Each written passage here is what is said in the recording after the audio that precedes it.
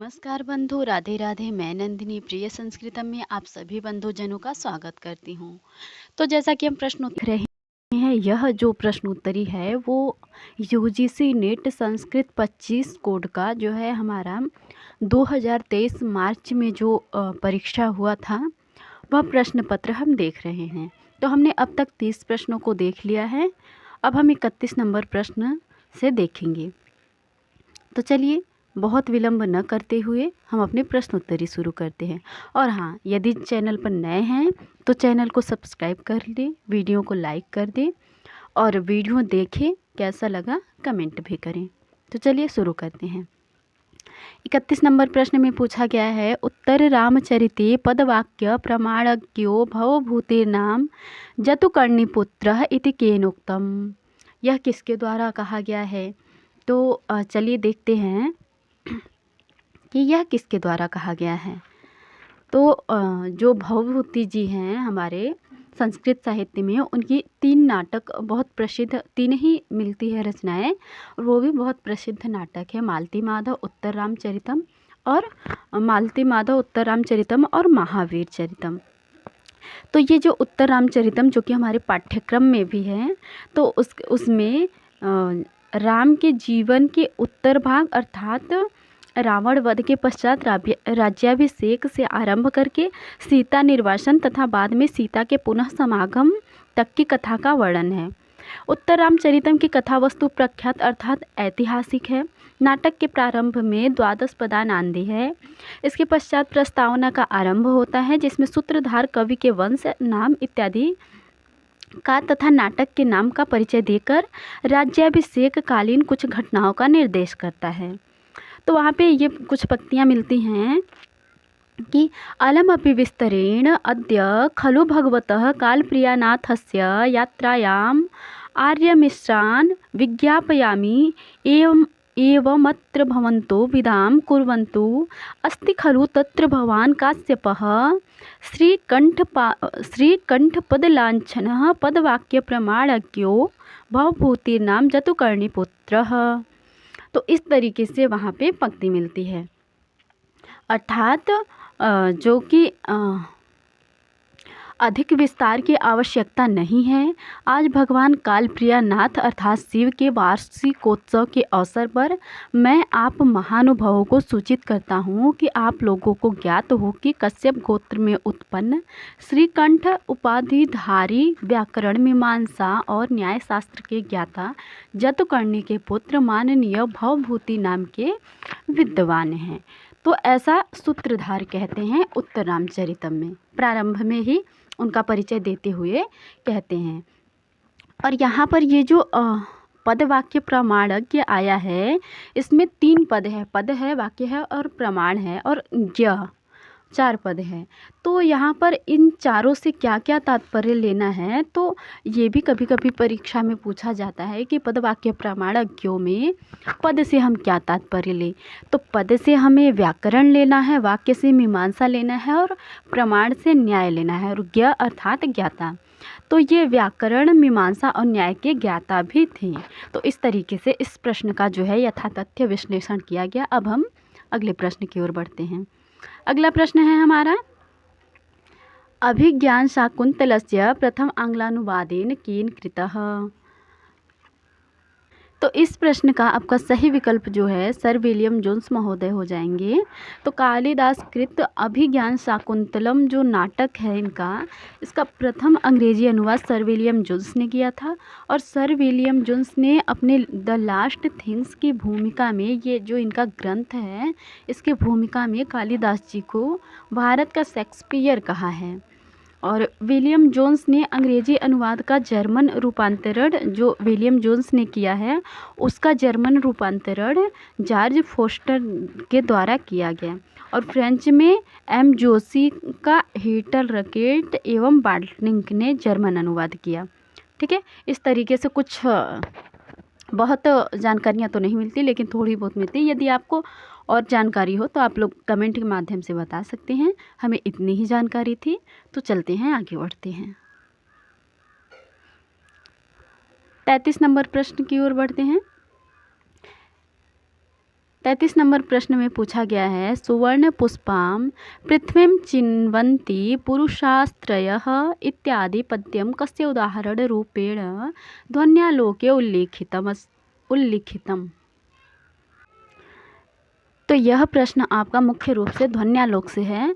तो ध्वन्यालोक में जो ध्वनि के भेद किए जाते हैं, ध्वनि के भेद दो हैं, अभिधा मूला ध्वनि और लक्षणा मूला ध्वनि। तो इन दोनों भेदों में से यह एक जो है किसका उदाहरण है, तो चलिए देखते हैं वहाँ कुछ तथ्यों को।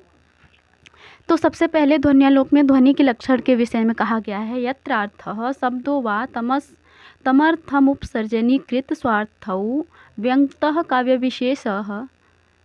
काव्यविशेषः सध्वनिरिति सूरिभिः कथितः। जहाँ पर अर्थ अपने आप को अथवा शब्द अपने मुख्यार्थ को गौण बनाकर उस प्रतीयमान अर्थ को अभिव्यक्त करते हैं, उस उत्तम काव्य विशेष को विद्वानों ने ध्वनि काव्य कहा है। तो ध्वनि काव्य के भेद के विषय में क्या है, तो वह दो प्रकार का है, अभिधा मूला ध्वनि और लक्षणा मूला ध्वनि। अभिधा मूला ध्वनि को अविवक्षित वाच्य ध्वनि और लक्षणा मूला ध्वनि को विवक्षितान्य पर वाच्य ध्वनि कहते हैं। तो यहाँ पर जो है यह अविवक्षित, सबसे पहले हम अविवक्षित वाच्य ध्वनि के विषय में देख ले। तो इसका उदाहरण है, सुवर्ण पुष्पां पृथ्वीं चिन्वन्ति पुरुषास्त्रय सूरश्च कृतविद्यश्च यश्च जानाति सेवितुम्। यहाँ पे एक ही पंक्ति दी गई है, हमने दोनों पंक्ति पढ़ी। तो ये आपका अविवक्षित वाच्य ध्वनि का उदाहरण है। इसका अर्थ है कि सुवर्ण पुष्प वाली पृथ्वी रूपी लता का चयन 3 प्रकार के लोग करते हैं। पहले सूरवीर, दूसरे विद्वान और तीसरा जो सेवा करना जानता है। इसके बाद विवक्षितान्य पर वाच्य ध्वनि अर्थात अभिधा मूला ध्वनि जो है उसका उदाहरण देखें तो उसके विषय में कहा गया है कि शिखरिणी क्वनुनाम कियंचिरम किमभिधानम सावकरोत्तपः तरुणी येन तवाधर पाटलम दशति बिंबफलम सुखशावकः। अर्थात हे सुंदरी, इस शुक शावक ने किस पर्वत पर कितने दिनों तक किस प्रकार की तपस्या की है, जिसके फलस्वरूप यह तुम्हारे अधर के समान लाल बिंब फल को काटने का सौभाग्य प्राप्त किया है। तो इस तरीके से क्षमा कीजिए, ध्वन्यालोक में जो ध्वनि काव्य के दो भेद हैं, विवक्षितान्य पर वाच्य ध्वनि और अविवक्षितान्य पर वाच्य ध्वनि, इन दोनों के भेदों को हमने देखा, अर्थात उदाहरण को हमने देखा। और यहाँ पर हमारा अविवक्षित वाच्य ध्वनि का उदाहरण है यह। और विशेषोक्ति अलंकार ऐसा कोई ध्वनि का भेद नहीं है, और पर्यायोक्ति अलंकार भी ध्वनि का भेद नहीं है। ये सब अलंकार के अंतर्गत आते हैं। तो चलिए अगले प्रश्न की ओर बढ़ते हैं। अगला प्रश्न है हमारा, प्रवर्ततां प्रकृतिहिताय पार्थिवः। तो यह जो है सरस्वती श्रुत महतां महीयतां, यह पद्यमस्ति। यह पद्य जो है कहाँ से उद्धृत किया गया है, तो यह प्रश्न जो है महाकवि कालिदास द्वारा रचित अभिज्ञान शाकुंतलम का जो है भरत वाक्य है।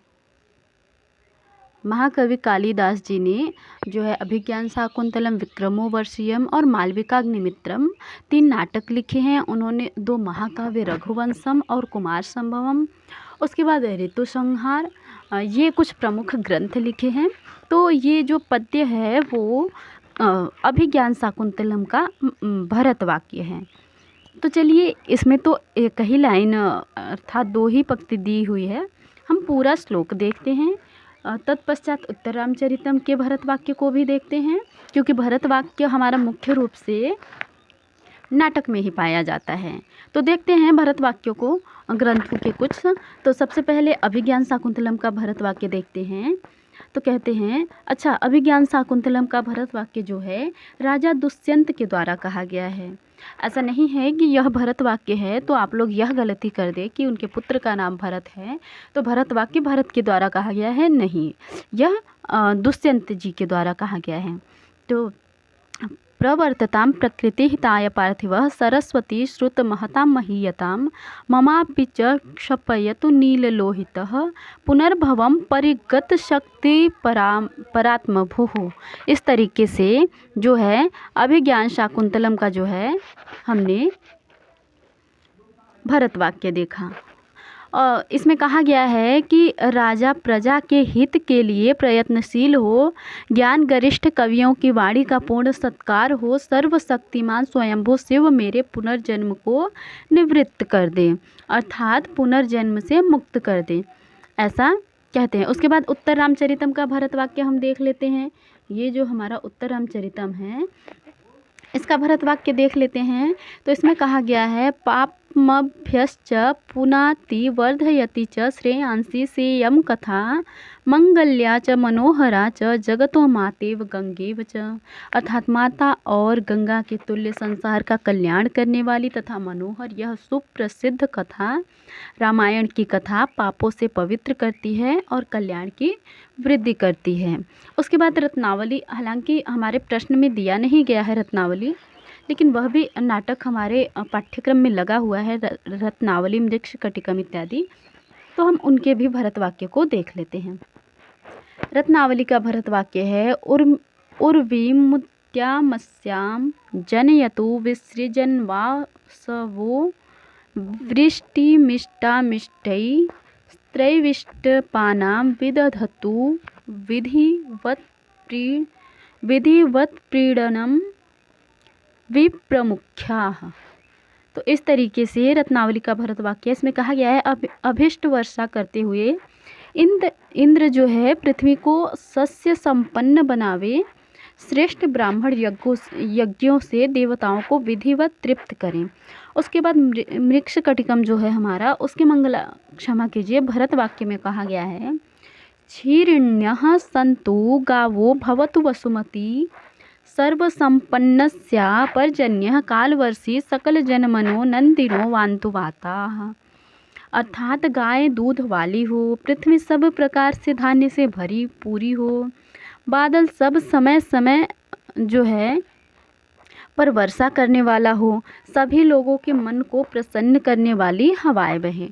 तो इस तरीके से हमने कुछ प्रमुख ग्रंथों के प्रमुख भरत वाक्य तो प्रमुख क्या एक ही होता है, तो हमने कुछ नाटकों के भरत वाक्य को देखा और समझा।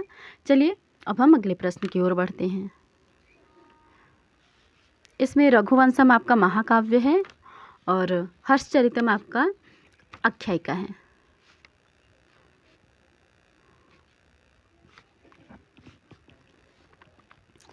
इसके पहले हमने 34 नंबर प्रश्न तक देखा है ना। हाँ, 35 नंबर प्रश्न में कहा गया है अर्थशास्त्रस्य नवमम अधिकरणम किम, अर्थशास्त्र का नवा अधिकरण कौन सा है। तो अर्थशास्त्र जो है हमारा आचार्य कौटिल्य की रचना है और उसमें कुल 15 अधिकरण हैं। 15 अधिकरण हैं, 150 अध्याय हैं और जो है कि इसमें 180 विषय एवं 6000 श्लोक हैं। तो हम देख लेते हैं अभ्यासियत कर्म जो है ये हमारा 9वां अधिकरण है और यही हमारा सही विकल्प भी है इस प्रश्न का। उसके बाद योग वृत्त जो है हमारा ये 5वां अधिकरण है और इसके बाद दुर्ग लंबोपाय जो है हमारा ये 13 नंबर का अधिकरण है। ये 13 नंबर का अधिकरण है। इसके बाद हमारा कंटक शोधन जो है ये 4था अधिकरण है। तो यहाँ पे 9वां अधिकरण पूछा गया है तो हमारा पहला विकल्प इस प्रश्न का सही हो जाएगा। बाकी हम 15 अधिकरणों का नाम एक बार क्रमशः देख लेते हैं। आप लोग चाहे तो नोट कर लें अथवा केवल सुन लें।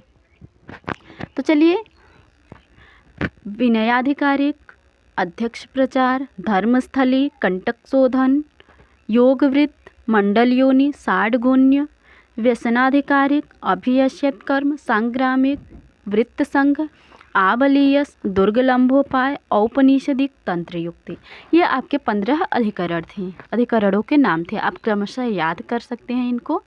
तो क्योंकि अभी तो केवल एक पूछा गया है, क्या पता आगे आने वाले समय में क्रम लगाने को दे दे, तो ध्यान रखेंगे तो बेहतर होगा आप लोगों के लिए। चलिए अगले प्रश्न की ओर बढ़ते हैं। अगला प्रश्न है हमारा 36 नंबर। धर्मम जिज्ञासमानानां प्रमाणम परमं श्रुतिः इति कस्मिन् ग्रंथे वर्तते। यह किस ग्रंथ में है? यह सूक्ति जो है हमारा मनुस्मृति में प्राप्त होता है।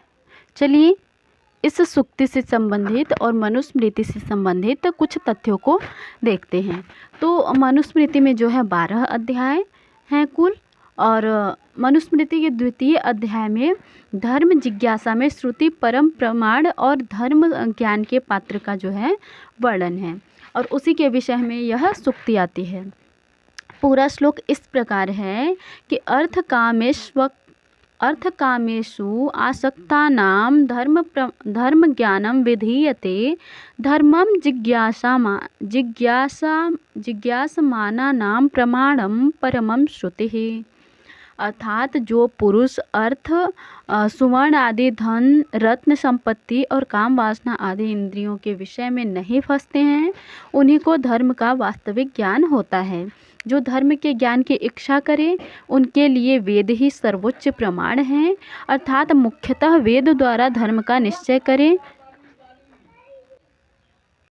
क्योंकि धर्म अधर्म का निश्चय बिना वेद के ठीक ठीक नहीं होता।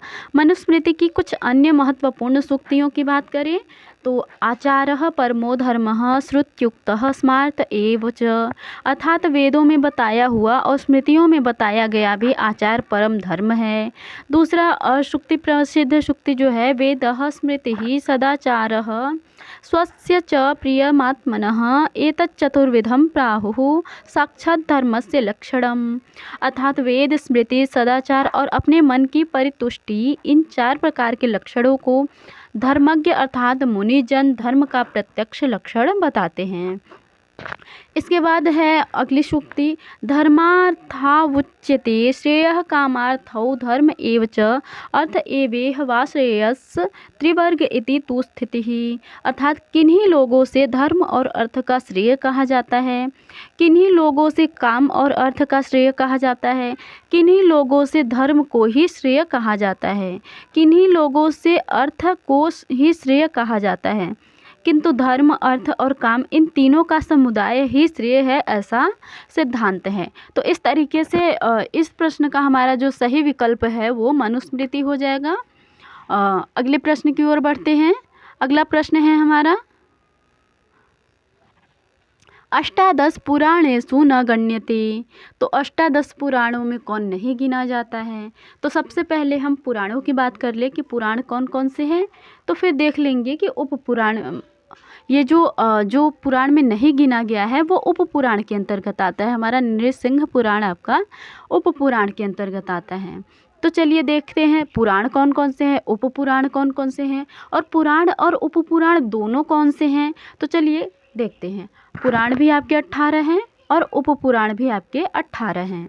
तो सबसे पहले पुराण की बात करें तो पुराण के विषय में जो है, पहला मत्स्य पुराण, दूसरा मार्कंडेय पुराण, तीसरा भविष्य पुराण, चौथा भागवत पुराण और 5वां ब्रह्मांड पुराण। ये ब्रह्मांड पुराण जो है आपका पुराण और उप पुराण दोनों हैं। उसके बाद है ब्रह्म पुराण, ब्रह्मवैवर्त पुराण, फिर ब्रह्म पुराण, फिर वामन पुराण, फिर वराह पुराण, विष्णु पुराण, वायु पुराण। वायु पुराण को शिव पुराण भी कहते हैं। अग्नि पुराण, नारद पुराण। अच्छा, महापुराण में आपके नारद पुराण है और उप पुराण में आपके नारदीय पुराण हैं। इसके बाद पद्म पुराण और लिंग पुराण, गरुड़ पुराण, कूर्म पुराण, स्कंद पुराण। यहाँ पर स्कंद पुराण है और उप पुराण में स्कांद पुराण है।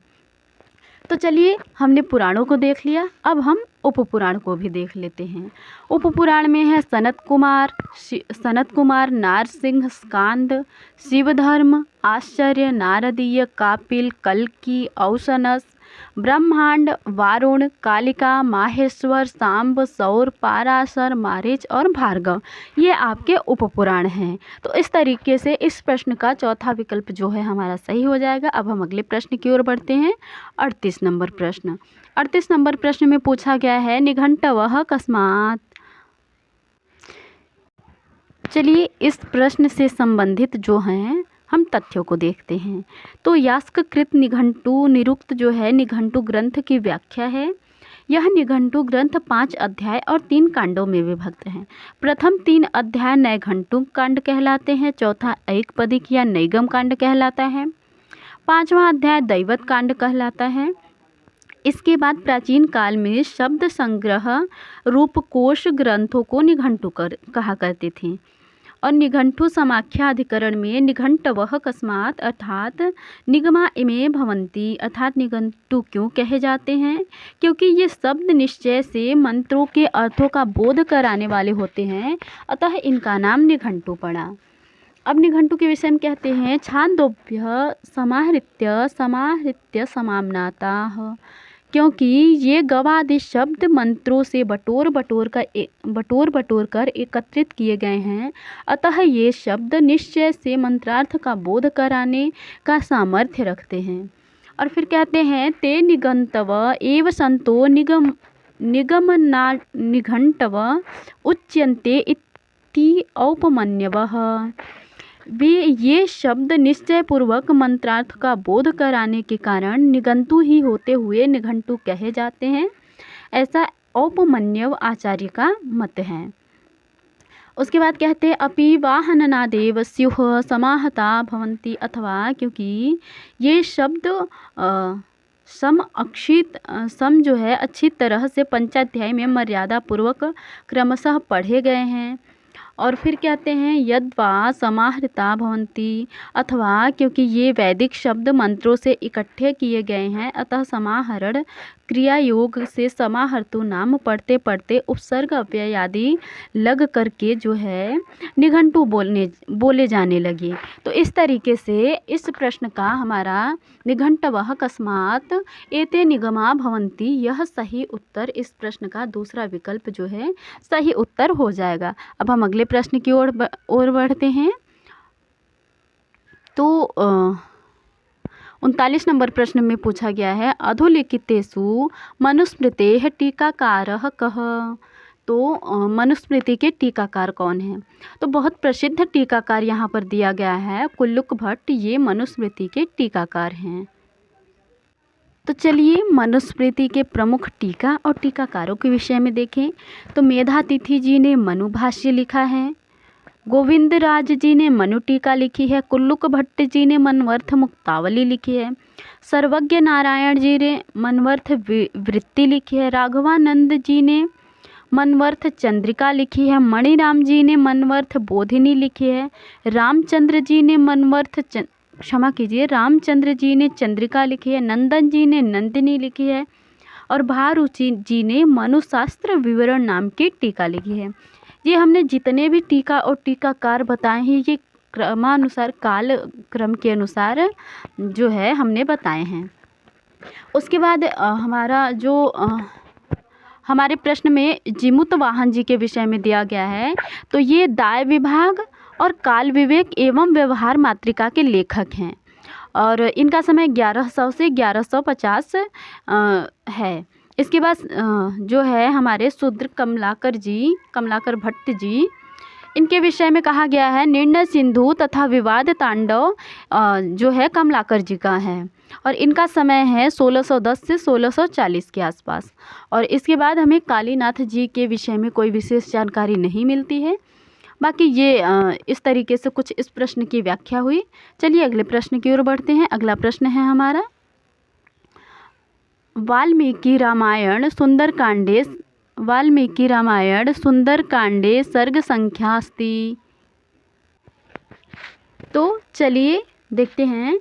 वाल्मीकि कृत रामायण जो है 7 कांडों में विभक्त है, प्रत्येक कांड जो है सर्गों में विभक्त है। वर्तमान रामायण में कुल 645 सर्ग है, 24,000 से कुछ अधिक पद्य हैं अर्थात श्लोक हैं और देखते हैं कि किस कांड में कितने सर्ग हैं। पहले कांडों को क्रमशः देख लेते हैं। बालकांड, अयोध्या कांड, अरण्य कांड, सुंदर कांड, युद्ध कांड और उत्तर कांड। तो बाल कांड में 77 कांड हैं, सर्ग हैं आपके। अयोध्या कांड में 119 सर्ग हैं, अरण्य कांड में 75 सर्ग हैं और किष्किंधा कांड में 67 सर्ग हैं और सुंदर कांड में 68 सर्ग हैं, युद्ध कांड में 128 सर्ग हैं, उत्तर कांड में 111 सर्ग हैं। यदि पूछा जाए कि सबसे अधिक कांड किस सर्ग में है, तो युद्ध कांड, जो कि 6ठे नंबर का कांड है हमारा, इसमें सबसे अधिक सर्ग है। और सबसे कम सर्ग की बात करें तो किष्किंधा कांड में 67 सर्ग हैं। तो इस तरीके से सबसे छोटा सर्गों वाला कांड कौन सा है और सबसे बड़ा सर्गों वाला कांड कौन सा है, ये भी हमें ध्यान रखना चाहिए। और क्रमशः भी याद रखना चाहिए, क्योंकि क्रम भी पूछा जा सकता है कांडों का क्रम लगाने के लिए। तो बाल कांड, अयोध्या कांड, अरण्य कांड, किष्किंधा कांड, सुंदर कांड, युद्ध कांड और उत्तर कांड। इस तरीके से इस प्रश्न का जो है सही विकल्प पहला हो जाएगा। इस प्रश्न का हमारा सही विकल्प 68, अष्टषष्ठी 68 हो जाएगा। और 71 हमारे किसी भी कांड में सर्ग नहीं है, 80 भी नहीं है और 90 भी नहीं है। तो इस तरीके से इस प्रश्न का जो है सही विकल्प, हमने 31 से लेकर 40 प्रश्नों तक को एकदम अच्छे से विश्लेषण किया। बाकी आप लोगों को कैसी लगी प्रश्नोत्तरी, कक्षा कैसी लगी, कमेंट में अवश्य बताएं। ऐसे ही प्रश्नोत्तरी देखने के लिए चैनल को सब्सक्राइब करें, वीडियो को लाइक करें और ज़्यादा से ज़्यादा शेयर करें। चलिए कक्षा समाप्त करते हैं। धन्यवाद।